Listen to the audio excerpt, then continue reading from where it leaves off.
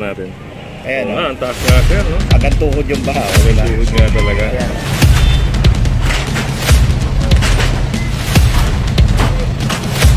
Pero yung walang gagalitan. Walang gagalitan. Pero so yun, kinuha lang yung trap. Para malaman nyo po, para tayo, para po sabihin nyo ito po yung presidential complaint na nasabi ko. Galing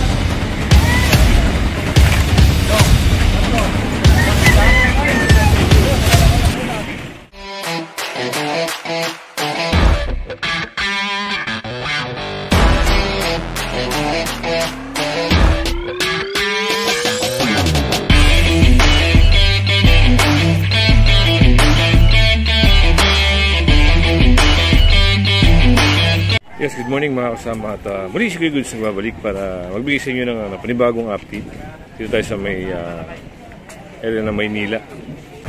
tao, tawagin mo lang ng tao.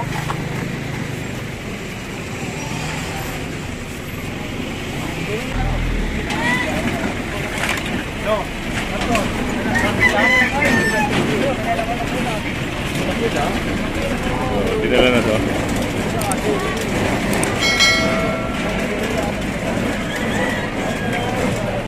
Pero yung dito banda. Walang gagawin dito. Walang gagawin. Pero pag pinapalinis ko yung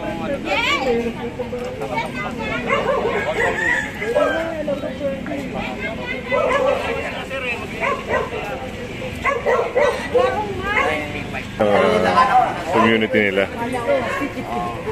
Yun ang hindi sabi rin po ni sir. Dito po hindi pwede. Opo, dito po ang hindi pwede lang. So dito bawal. Dapat po matanggal po lang. So yun, hinakot na. Meron po tayong sidewalk na sinasabi po. Yan sidewalk na yan para sa lahat yan. Hindi yung para sa inyo. Meron din po kayong bahay. Yan po. Ano yung gamit nyo sa sidewalk? Pasok po sa bahay. Para pag-isahin nyo lahat. Paano sa TPS yan? So yun, pinapasok na nila yung mga nakaharang sa bangketa.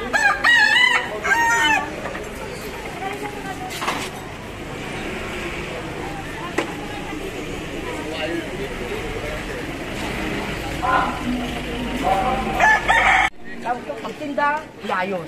Hindi kung saan lang. Kaya nga naka-ayos nga po sila. Yung ba yung na-approve ba ni kapitan niya? Opo, hindi. Si Kagawad doon. Hindi ko kasi ang nagsabi na one side partner. Gusto ko makausap yung kagawad na sinasabi. Andyan ah. Mababa. Kaya lahat po. Tinawagan ko, lakay, ay sumagot. Yung dito, yung dito po. Hindi nyo na-maintain. Nadatnan ko doon may Bakit bago. dito lang po kasi kami nakareto. Kaya sa kami. Split kasama yan. Kasama po yan mga kasama. Pero hindi kasali yung sidewalk natin na pagparadaan sa one side parking. Alam ni kagawad yun. Kaya gusto ko makausap si kagawad. Dahil inaprubahan niya sa kayo na pumarada doon sa sidewalk na yun. Para malaman nyo po, para sabihin nyo ang hindi. Ito po yung presidential complaint na sinasabi ko. Galing po sa presidential complaint, kaya nandito kami. Pasok. Ito yung pasok natin. Ito yan. Tanggalin na lang mo yan, sir. Ha? Tanggalin na lang. Tanggalin mo muna yung sinampay mo para makita ko yung sidewalk yan. Para matanggal din yung halaman. Halaman po ate. Kanino po ba ate? Yan, kanino yan. Nasakay yung motor na ito. Sira yan eh. Sira, sir? Oo. Sira. Huwag kami po. Ano? Sira lang. Ito.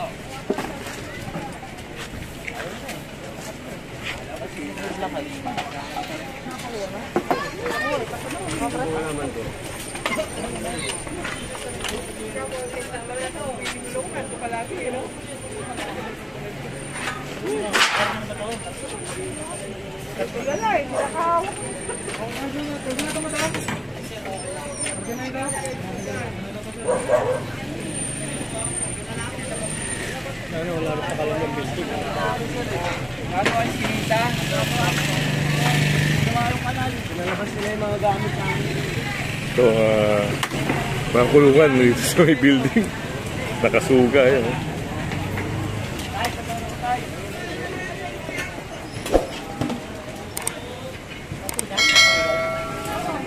Itong literal na ibang klase.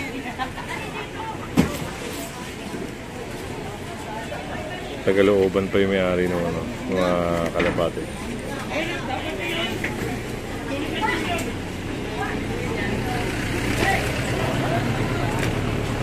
Ano yung mga halaman na nakasabit na yan, i-adjust nyo, palagay nyo sa loob.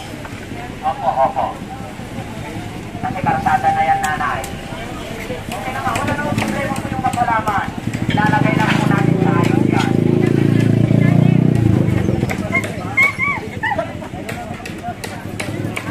Kalikasan po yan.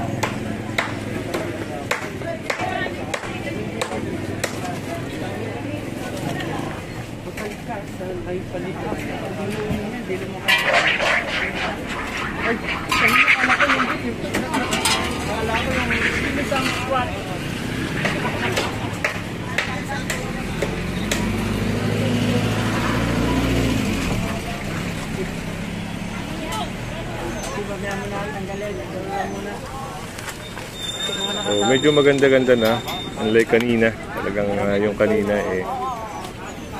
talagang sarado yung sidewalk na yun.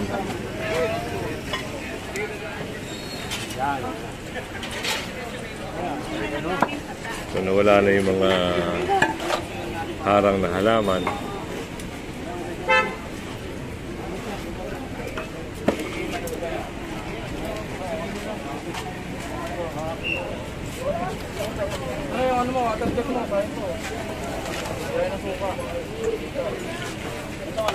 So ito yung extension ni nanay, na-canopy niya natin.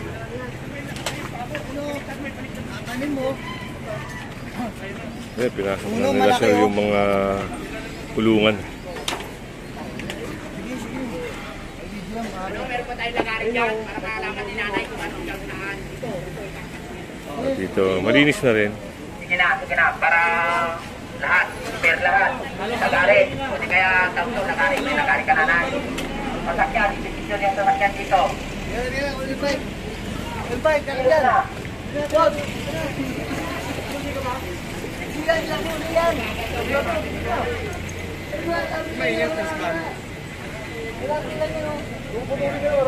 Kinabutan na lang.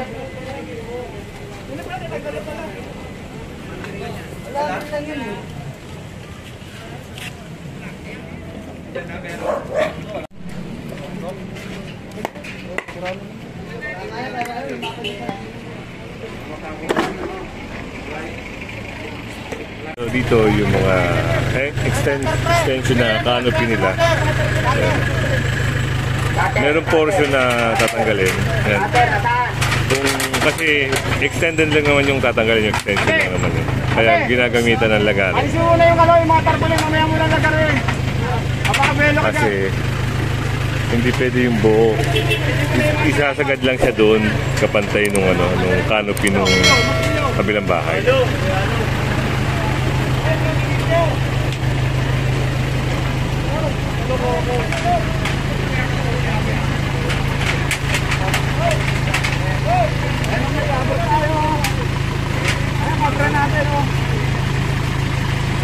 Mamaya makikita natin yung resulta, no?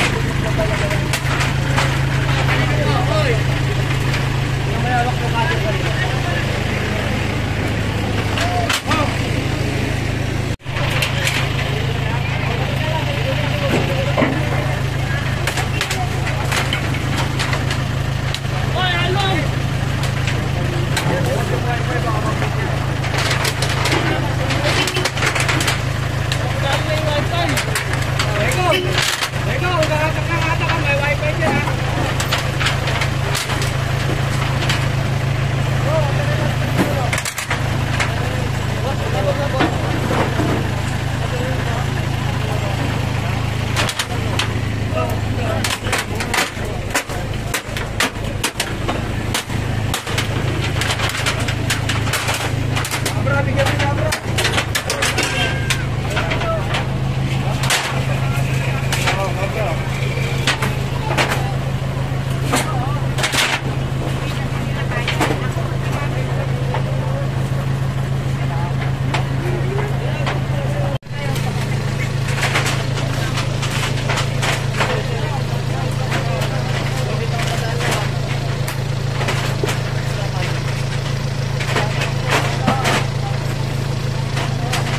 natin na rin yung trapal. Okay naman kay nanay. Anong problema kay nanay? Pumayag din siya na ipatanggal yun. Kasi nga, siyempre, alam nilang bawal. Yan, i-inform ko kayo ha, yung mga illegal extension, mga sumusobra sa bangketa, yung mga ganyan, trapal-trapal. Lalo na pag may operation sa lugar nyo, yan, tinatanggal yan. Kahit walang operation, maganda, isaayos nyo lang, itama nyo lang para halimbawang magkaroon man ng ng operation, eh wala nang problema.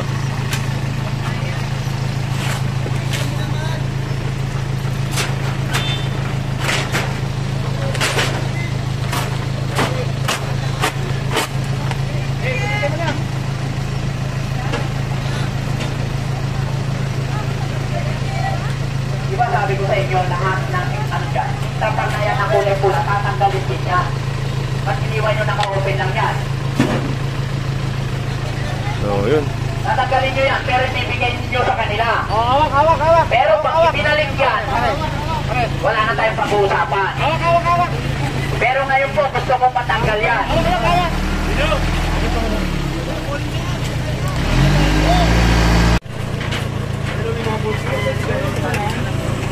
Live yan.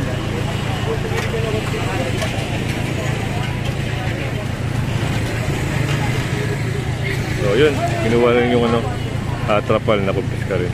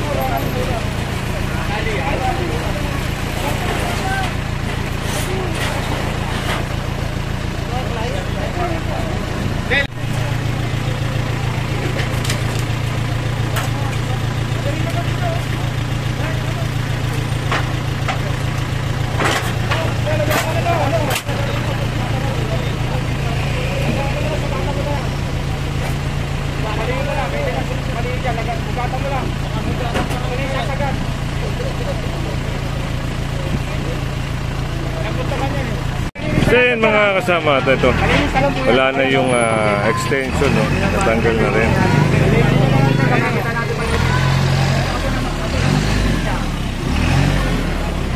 Yan, naging maliwalas yung lugar na ito. So si Sir, oh. Okay, ang operation ng MMDA. Ayan, nagpapasalamat din si Sir. Nagpapasalamat Sir. Tayo sa susunod. Oo. Si Sir yung sa kanya kasi may purpose kasi itong yung itong rampa niya. Kasi dito nagbabaha hanggang tuhod yung baha. Ngayon, sumunod naman sila sa sinabi ni Sir Laka, yun, yung mga halaman nila, in-adjust nila. Yun. Ito, pakita natin. Ayan, ang taas nga Sir, no? agad tuhod yung baha. Agad tuhod nga talaga. Ayan, Kaya ito may purpose. Dahil pag hindi ginawa ng ganyan, naku po, okay yan, meron din, no? Manila flood water. So, Ito na maprotektado kasi ng batas ng halaman. Apo.